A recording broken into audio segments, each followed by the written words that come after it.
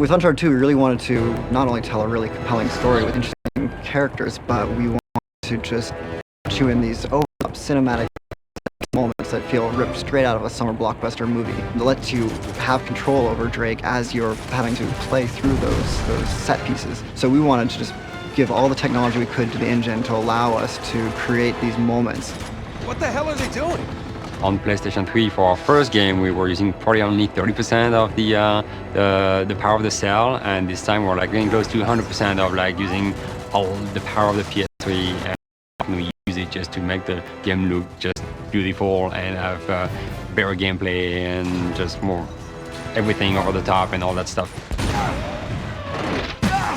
Uncharted 1, when it was a hard project because we had a lot of new IP, new team, new system, new engine, new everything. I would always say Uncharted 1 was like doing brain surgery with a chainsaw. In Uncharted 2 is a totally different beast.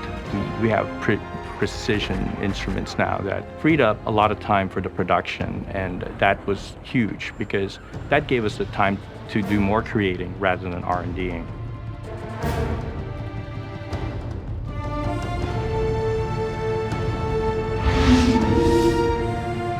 In Uncharted 2, we integrated use of the Havoc physics engine, as opposed to a proprietary physics engine we wrote for last game. We were able to do a lot more things we couldn't do last game. We can have light fixtures hanging up the ceiling that are dynamically reacting to events that are going on around you. We have destructible cover all over the place. What we want to do is blur the line between the pre-computed physics stuff that we pre-process in our 3D software and the stuff that's happening live in the game. It's dynamically reacting to explosions and gunfire. And our goal is to have those two things coexisting without ever betraying what's going on behind the scenes. The biggest thing I think that we want to do from Uncharted 1 to Uncharted 2 was really to just push the characters to just another level of believability. We decided to just add a lot more polygons into the model and really redo the entire face rig to kind of get those secondary motions of the face, like the subtle details of like the muscles moving good. And we use like so much of the power of the PS3. I mean, we're literally creating characters that are just like film. It's pretty amazing. He can't know about us.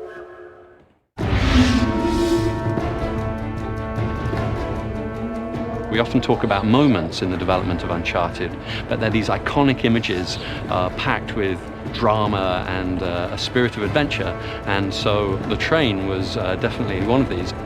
We wanted a technology that will let us place Drake on objects, be able to move those objects, break them apart, and still keep the player's gameplay intact the whole time, and we're calling them active cinematic experiences. You're fully in control of Drake while something big is happening. Like staging a battle on the roof and inside of and on the sides of a train that's speeding through the Himalayan countryside.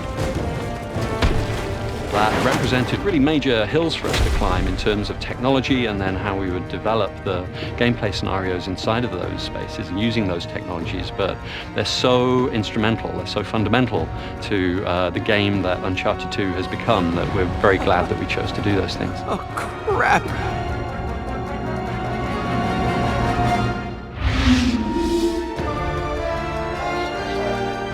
With the Uncharted franchise, we really are bringing a unique set of gameplay mechanics that no other game is providing. We're a third-person cover-based shooter, but we also have a hugely expansive traversal moveset. So we've got characteristics of a platform game, and then we've got great hand-to-hand melee combat, so it's all seamlessly fluid, and Drake just really feels like a fully realized human being, and anything that you think you could do, Drake can do.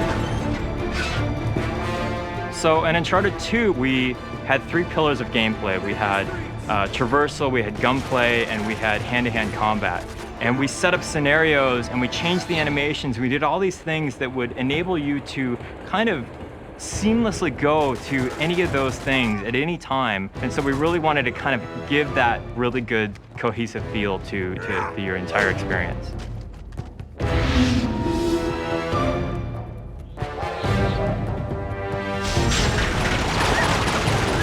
We could not have made Uncharted 2 without having made Uncharted 1. We had such a foundation, such a great base to start from that we built everything on top of. And so our goals for Uncharted 2 were to just really expand even more. We're constantly having to find ways to optimize into like how can we squeeze more in during the experience, and we have more than achieved that goal. We've definitely outdone ourselves on this game. Oh God, be careful. Holy shit! We're gonna pack more explosions, more big budget Hollywood blockbuster explosions, buildings collapsing.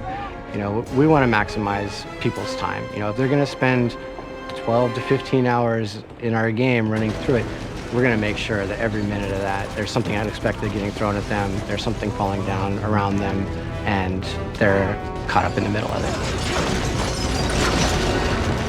The optimizations and enhancements that they've done to this engine from Uncharted 1 to Uncharted 2 are mind-boggling, and we're using the PlayStation 3 hardware in a way that I'm not sure that anybody else really is. To have that visual experience be so right and so seamless that you get the effect of people not wanting to put the controller down.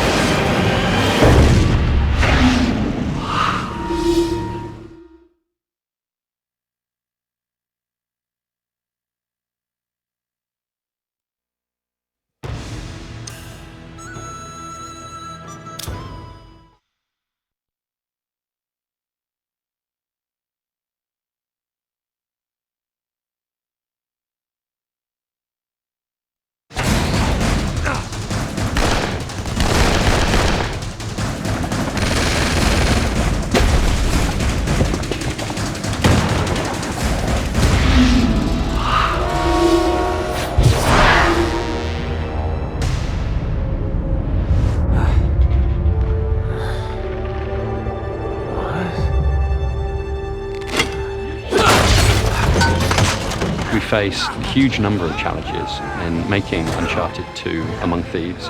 One of the things that we did right at the beginning of the project was to write out kind of a list of the rules by which the Uncharted world operates. It's very much a game about exploration and discovery. It's kind of larger than life, and it has these characters in the world who are often eccentric or surprising. Yeah, well, payback's a bitch. We have challenges in all fronts.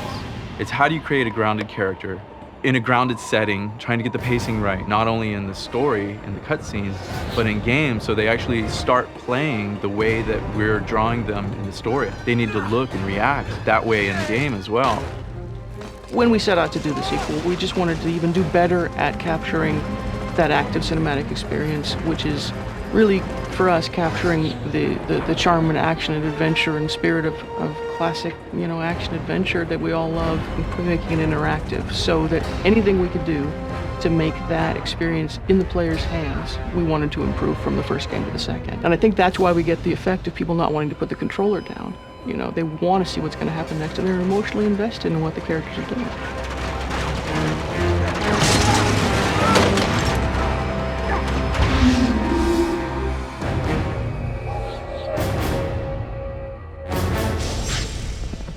He's got a really unique character in Nathan Drake, so we really wanted to delve deeper into the character, figure out what makes him tick, and expand the cast of characters to allow him to have a lot of different individuals to play off. Nate, this is Carl Schaefer.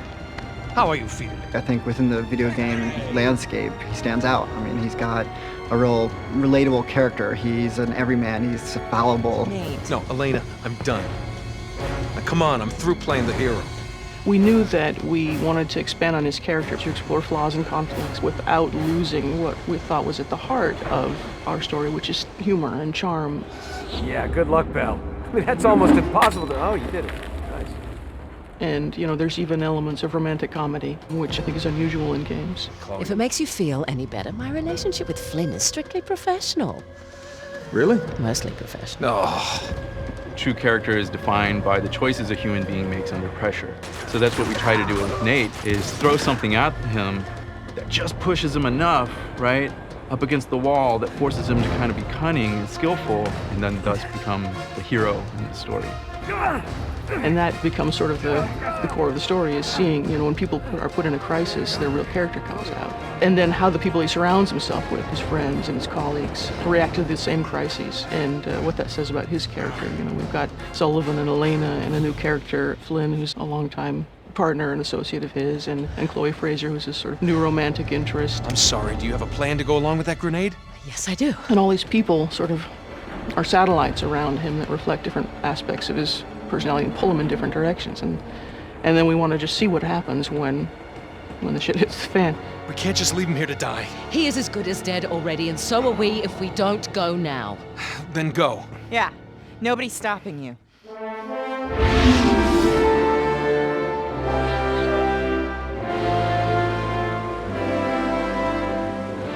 Uncharted has always been grounded into reality, and we try to thread the fiction and reality. We try to push it as much as possible to the fantasy, but it's still believable.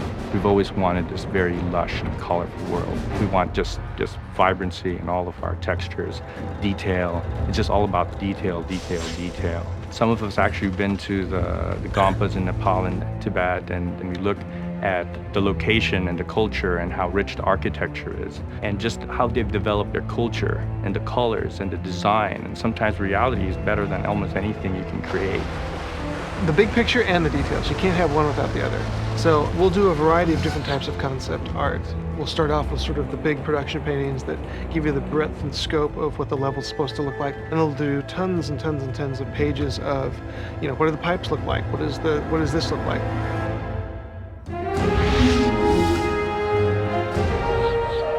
When we set out to figure out the stories, we know that we always want to base it on a real-life historical mystery. Our catalyst for this story was a real-life story about Marco Polo. He's one of the first Westerners to travel to China as a trader, as a merchant. And the mystery surrounding his return home was what we used as our launching point. Marco Polo leaves China with 600 passengers and 14 ships loaded down with treasure from Kublai Khan. And he lands in Persia a year and a half later with only one ship left and only 18 passengers. So somewhere out there are 13 ships loaded with the Emperor's treasure waiting to be found. Yeah, and that is what your client is after. And because we base a lot of our historical backstory on facts, you feel a lot more grounded. The Chinnamani stone gave us a nice artifact, something meaty with a real historical context for Drake to pursue. So here we have this artifact that somehow ties into Shangri-La, and that was another grounding for us. A lot of people pay lip service to trying to tell a good story in a video game, but they don't really take the steps necessary to deliver on that promise. And our team really has embraced that challenge, and I think we're providing a level of character-driven plot that most games just aren't capable of doing. And we combine that with a really rich gameplay experience that weaves that narrative into the game as you're playing it, and it's just that whole package that we're bringing is what I'm most proud of. But what is it they say? Fortune favors the bold. Right. Lucky me.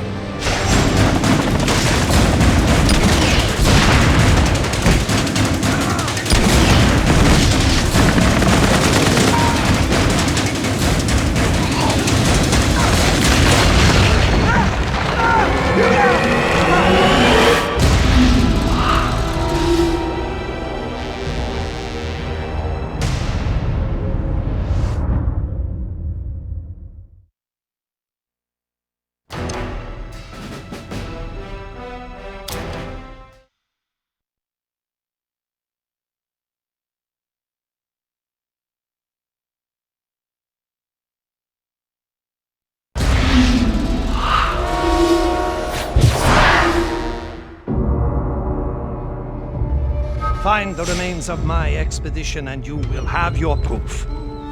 Tenzin will guide you. One of the advantages of having actors who do both the voice and the physical performance on the stage is that you get this unique energy when actors interact with each other that you just don't get when you record everybody separately in a sound booth. Hello. Oh! Whew!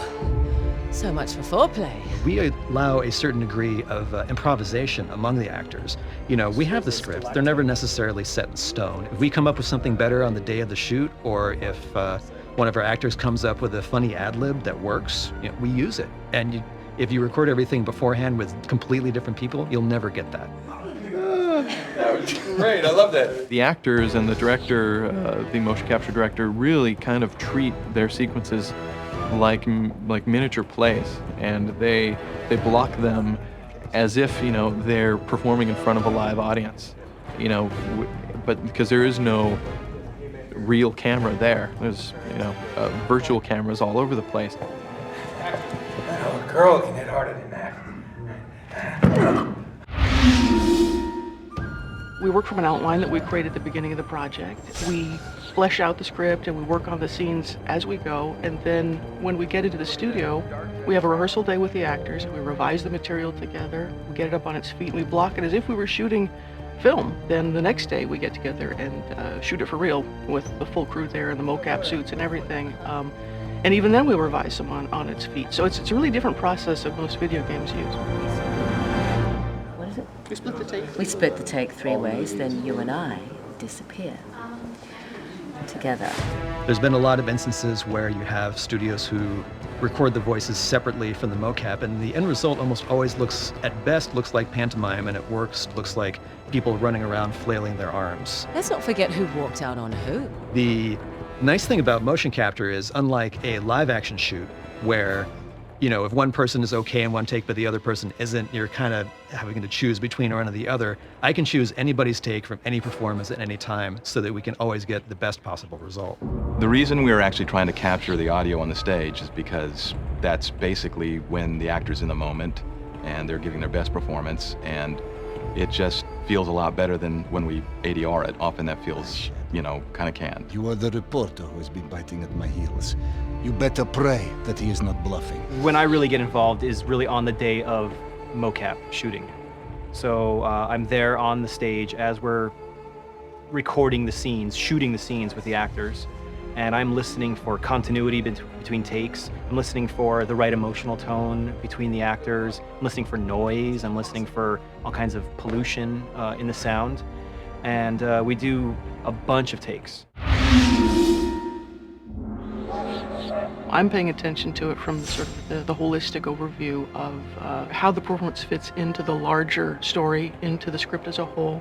I'm listening for the writing, whether it's working, whether what's on the page is coming out on the stage. I place the cameras where I think I'm going to get the best, most effective performances out of everybody, best establishing shots, best close-ups.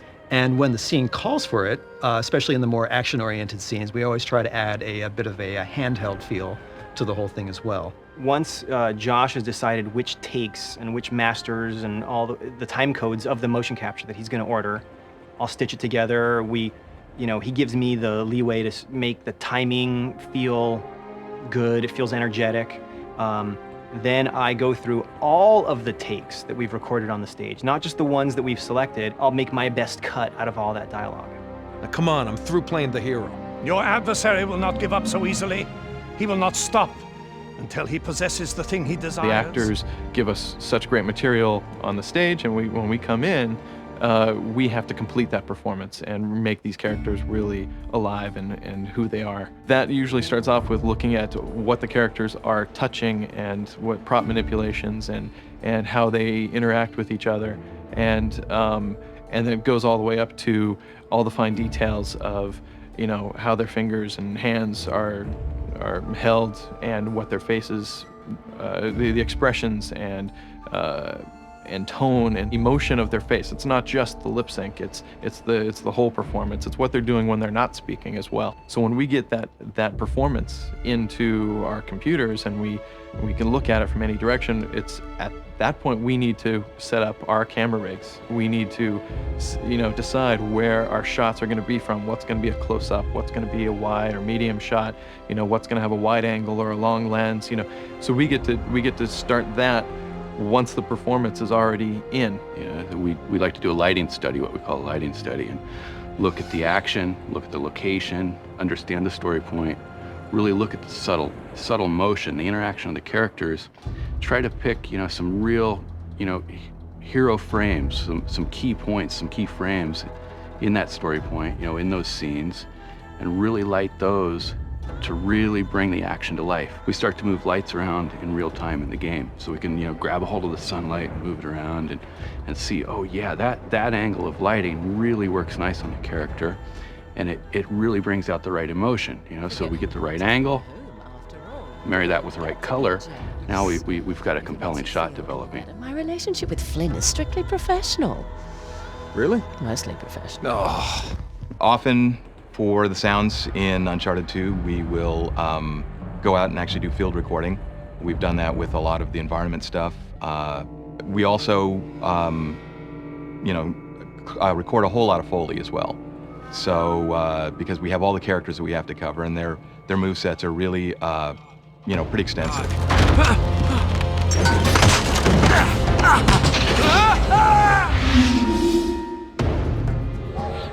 Well, since our goal is to make sure that this sort of cinematic experience that we're providing, both interactively and in terms of the pre-rendered cutscenes, is as seamless as possible, we wanted to make sure everything happened within the same rendering engine, which is our game rendering engine. It's awesome. I mean, it's amazing because, you can play the game, segue right into the cinematic, use the game engine to light these cinematics, bring them to life, and just make it really, really immersive, using the game engine. Just one goes into the other and out, and so continuity is just there.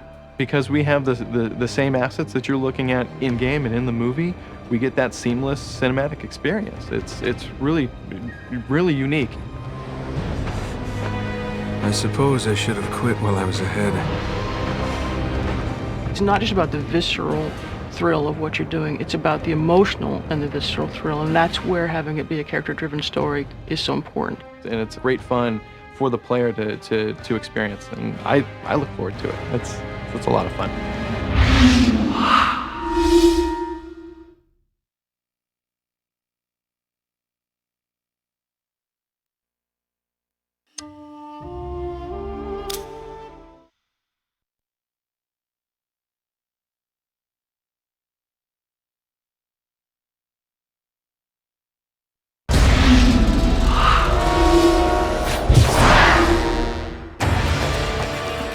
The biggest challenge we got when we started was like animation. I mean, everybody's been raving about our animations on the first one. We've been pushing the boundaries even further, like on Uncharted 2 Among Thieves.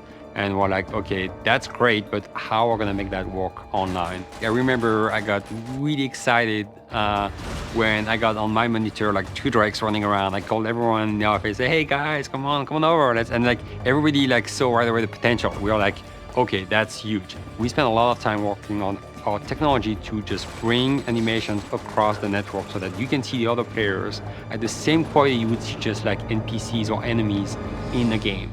Now we have all the fluid animations, all the climbing, all the jumping, all the special moves are all in the game, which is really awesome. We really pushed the boundaries. We tried new things nobody tried before. Everything that we do in single player shows up in multiplayer. You can see player movement as detailed as possible, like you will see them if they were like next to you.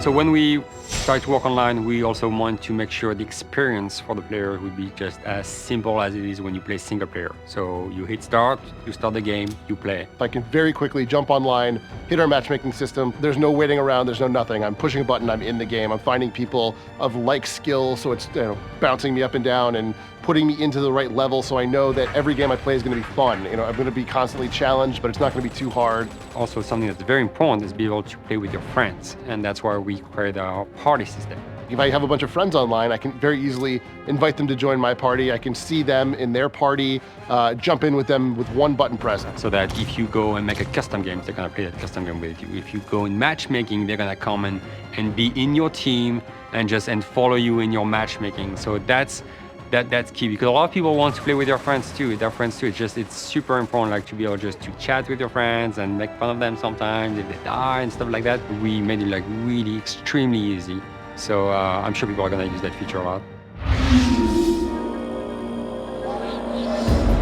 In the cinema mode, we record the games that you've played, so you can go back and watch games that you've played before and see, what exactly you did. The last game you played.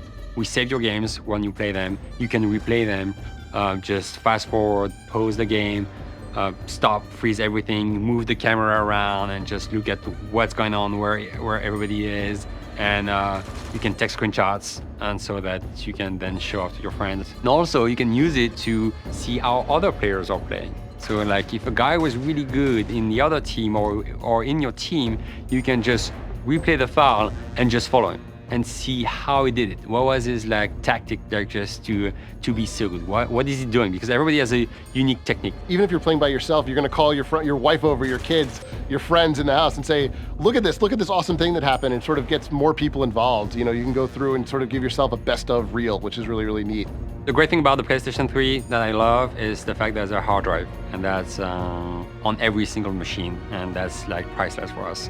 So cinema mode was very easy because we can save your cinema files to your hard drive very easily, and also we're having some technology using the cloud where we can like save the files, your cinema files to the cloud, so that when you want to share it with your friends will be able just to get it from the cloud and download it to their own PS3, to their hard drive.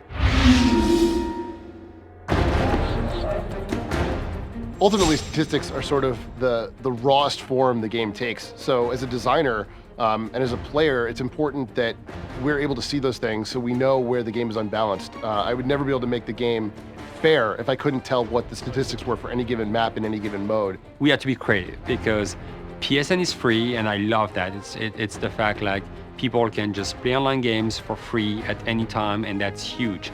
And it's good because it forced us just to find new ways to store that data, and that's why we started to work on the cloud technology. Things that I thought were cool maybe didn't work. Maybe there was too many deaths there. Maybe nobody ever went there. Those kind of things were very, very easy for me to see because we did track so many statistics all the way along. The stats are like the biggest thing for the players. They want like to know how they're doing. We have competitions going on, and they want to be able just to go on the website and just look at the results of the game and take the result of the game and be able just to define who's winning the tournament.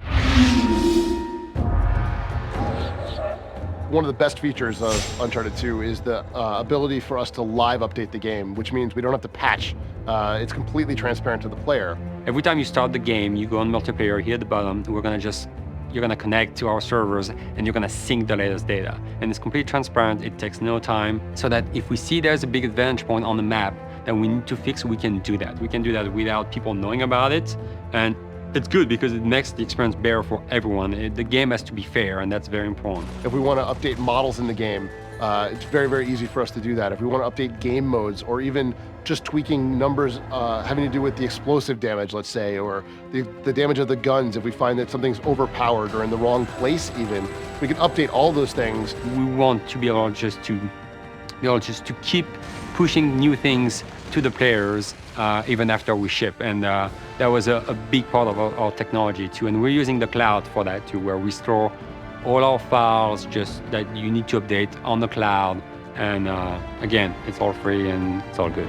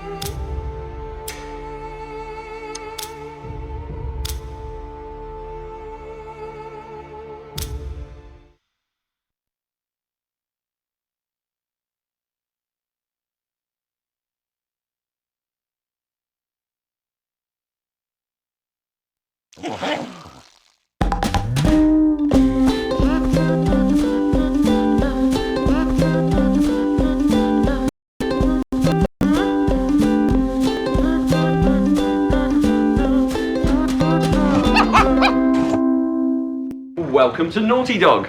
Hey, how are you? It's a good job. You know, they use the word family a lot here. It's like family, you know, dysfunctional. Yeah, it's fun. It's like having brothers in a weird way, like really gross brothers you don't like. I hate them all. It's like having a bunch of brothers and sisters around. Now it's like I've worked here long enough that I've got to know you guys. Like, you know, like my brother's like that dude over there. Yeah, so yeah. It's a nice little kind of marriage, so to speak. The people are really great to work with.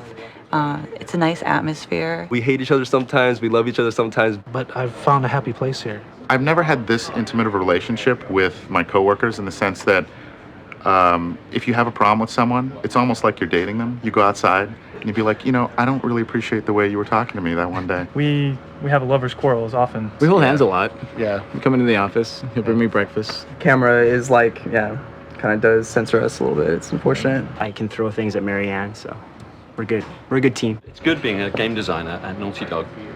We have a lot of fun. Know thy player, know thyself. Oh, get out of here. Yeah. It's just like home. Just like home. Oh.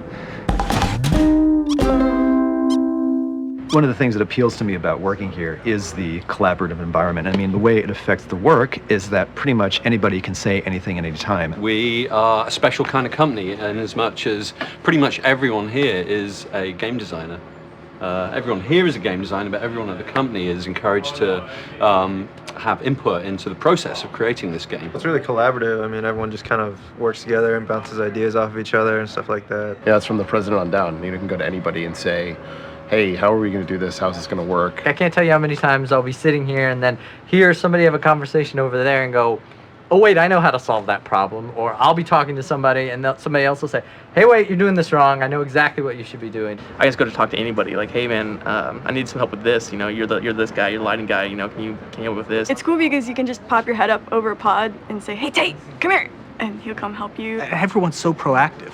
Everyone's constantly coming over to you and asking questions and suggesting things, and you're going over to them. Because of the communication, not only does it make us all like work together better, but it solves so many issues that if we were in separate offices or separate pods, we'd never know what the other person was working on or what they're doing. If something sucks about your level, guarantee you will have a dozen people in your face that day saying, so do you have a plan to make this awesome? You're gonna have like 6 people on you in an hour telling you why this sucks and why you have to change it. And it won't be just programmers or designers, it'll be artists, it'll be testers, it'll be like everybody. So that's one of the reasons we end up with better games. There's no such thing as straight, just really dark criticism. It's just people trying to help you build upon what your initial idea is. We'll just iterate on it, change it around, and make it fun to play. You know, I mean, that's what we're doing here, trying to make games that are fun to play. You're constantly running around talking to some awesome animator, some amazing visual effects artist, and then coming back to your desk and working in the tools and like putting it together yourself with your own hands, and that's just amazingly satisfying.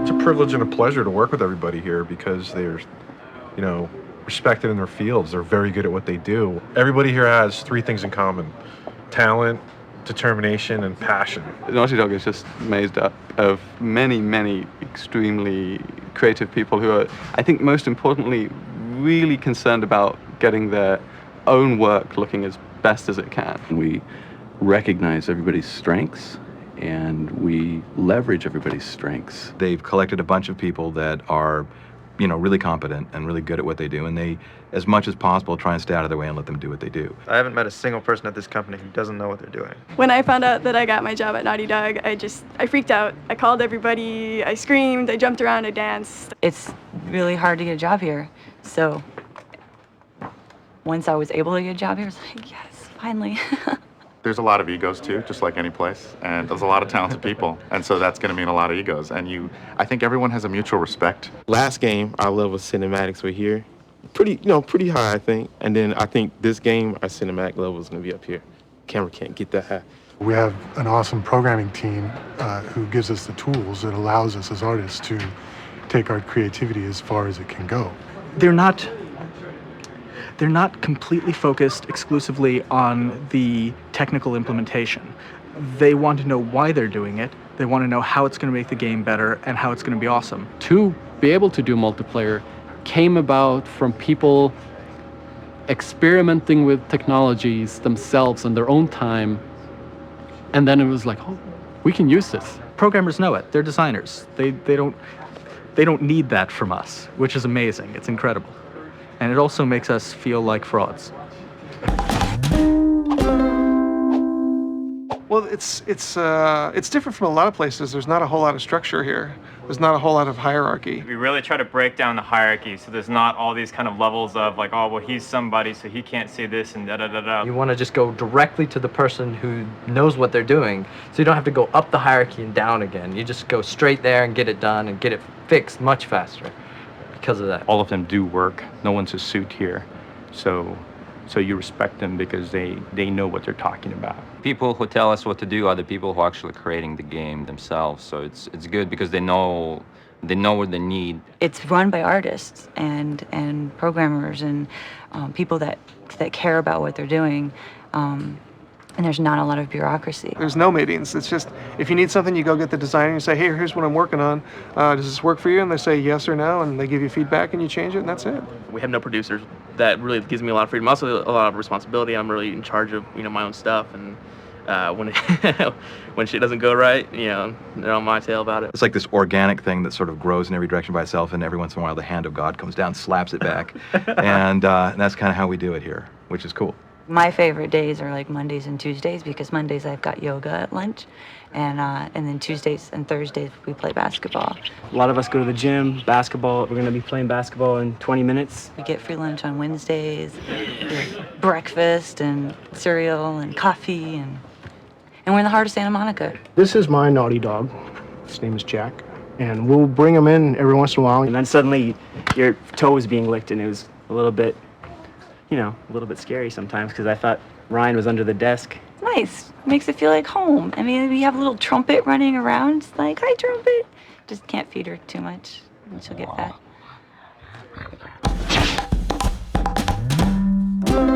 Dude, how's that? I'm like, it's awesome. I'm sure it'll be awesome. It's an awesome thing. It's been awesome. It was awesome. It's awesome. Awesome. Working here is just awesome. It's pretty awesome. Make it even more awesome. And you're like, okay, we're on the same wavelength. Make it awesome. Make it awesome. Good. And then you come back like a day later, and it's there, and it's awesome. Awesome? Really? That's the word they used? Man, we thought the designers had a better vocabulary than we did, but apparently not. Yeah, but I've been saying the same thing over and over again. It's like we're here to do one thing, and that's make a great game. It's really about having passion for what you're doing and want to see it through. And that's, really the through line for the last 10 years that I've been here. And I think we'll continue to be. That's the only way we can get the perfection and the quality that we get. Of the 13 years I've been here, it's probably the strongest Naughty Dog it's ever been. Definitely. Put it against your head like Michael Jordan. Let me start that again. Out of my craziest imagination, I can't imagine using yak crap in poo patties on your wall. The reality is I just hit the table with my head. Every pixel's a photon, and you start to feel the game and live the game. Next thing you know, you're inside the game. But Hong's not telling you that he takes amazing pictures of beautiful women in his spare time. Yeah, well, payback's a bitch. Oh, crap. I'm last year's model. Where there's golds, there's guns. What was the question? And working with him. Let me try again. Cut. Late at night, we use it. It was good. You just called yourself a designer. Yeah. Can cut that, right? You should really do real world style. Do you guys bleep? Would you guys just bleep stuff out? Would you still use the footage, but you just bleep that shit out right then?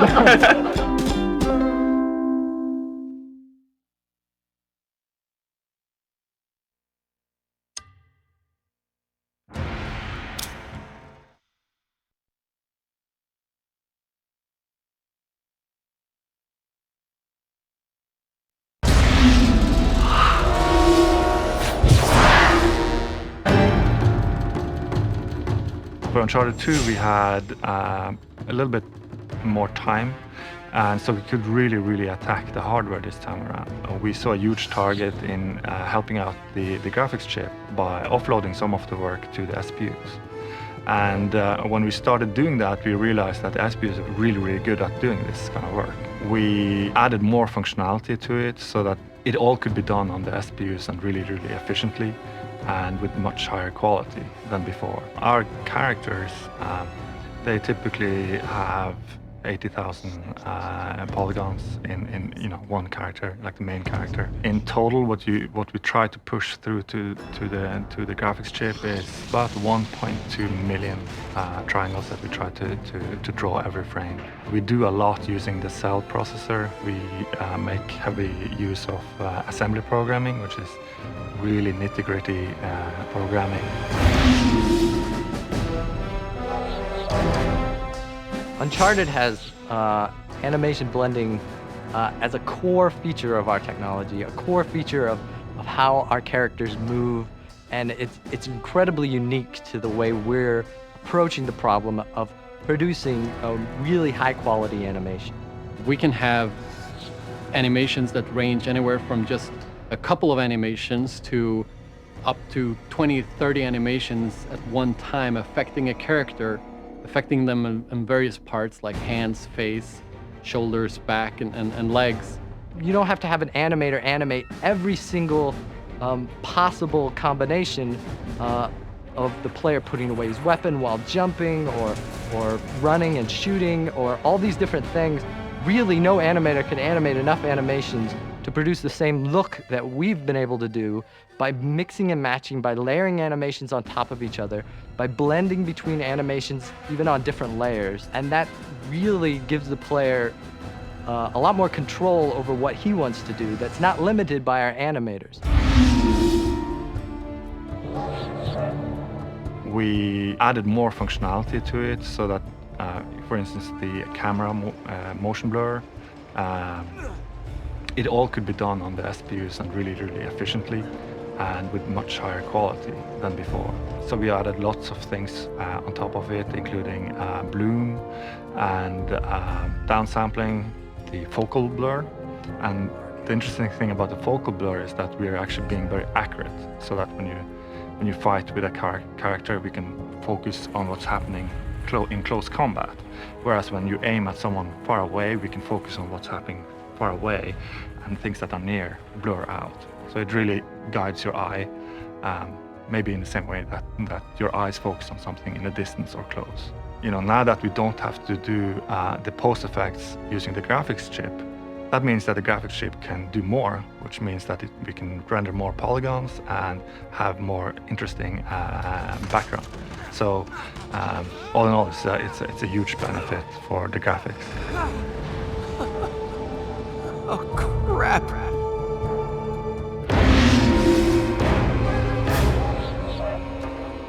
We really wanted to push the PS3, which we knew we could push even further from what we had done with the first game.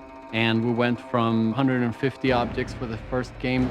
This game, we're capable of over 500 objects in like just a couple of milliseconds. And that has allowed us to make the world come to life, to really feel real, feel like you're not in this like frozen wasteland, but really that you're in a building that's being destroyed, that you're in a war zone with everything going on around you, that things are more real than they ever have been before. And it shows, given the SPUs and just the harnessing the power of the PS3, we can now take it so much further. And Uncharted 2, we've really taken it the next step. Because our game is very much an action movie, right? So you would expect to have it look sort of like a movie. It's still stylized, but movie-like. And so we made a filmic filter for the high dynamic range, so we could play much more with the light values. It looks much more believable, and also it sort of solves a lot of the shadowing problems that you sort of expect to see. So it really puts everything together in a sort of a cohesive way. Hard to do, but the benefits are huge because you can make real magic happen.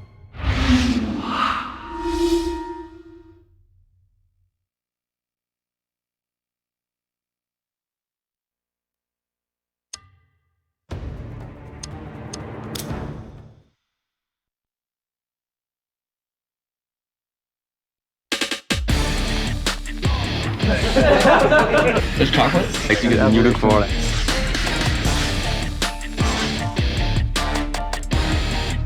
We hate management, we hate meetings, we don't like long emails. If you see something in the game that you want to fix, don't ask permission, just go in there and make it awesome.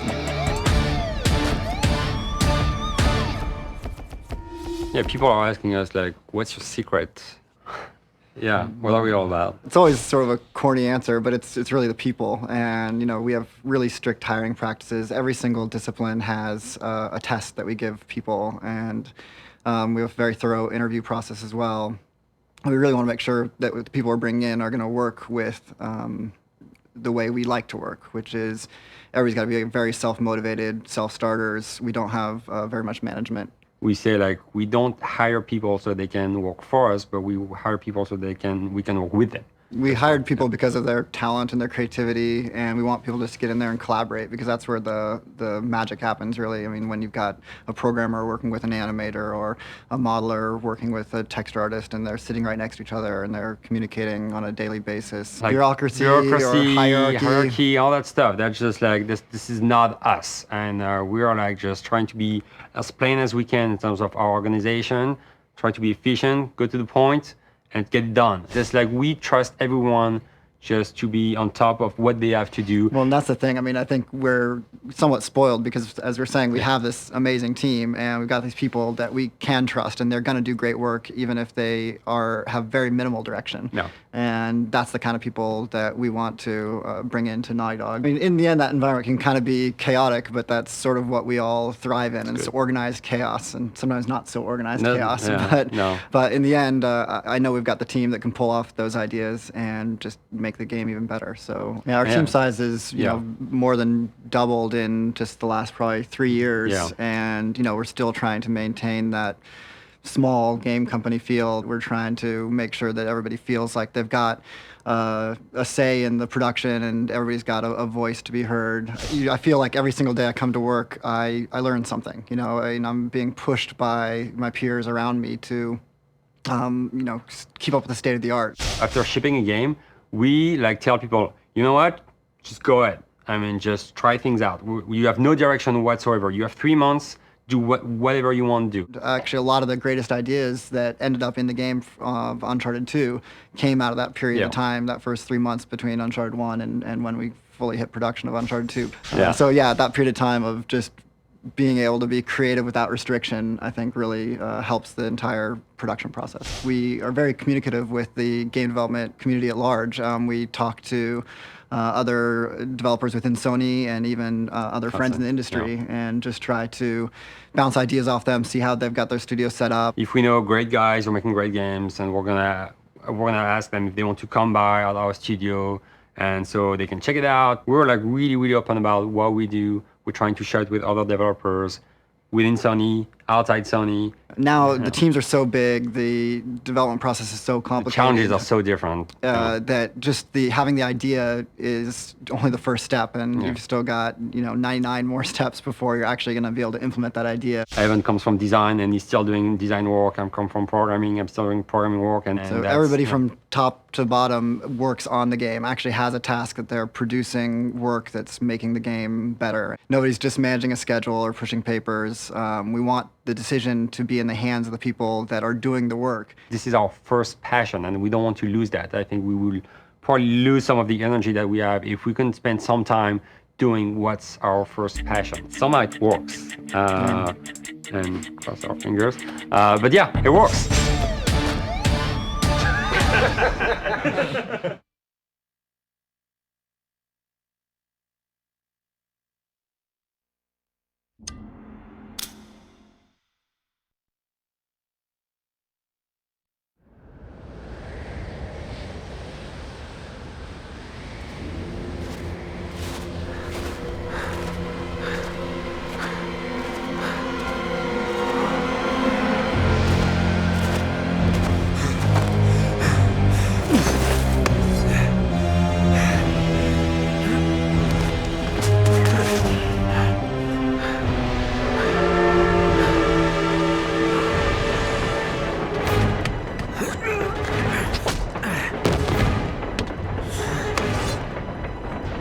Sorry, fellas. This belongs to me.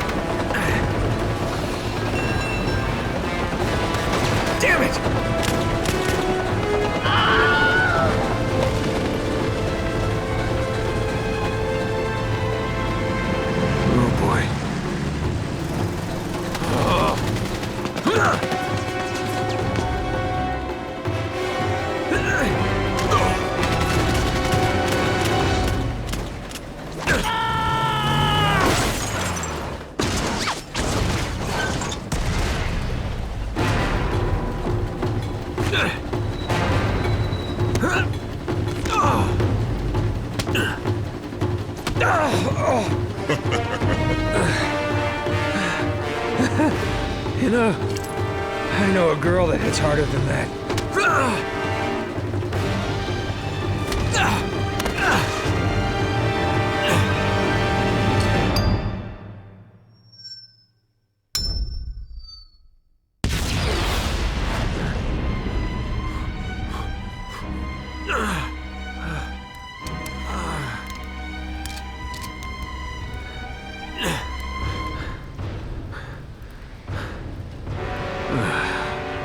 Real smooth, Nate.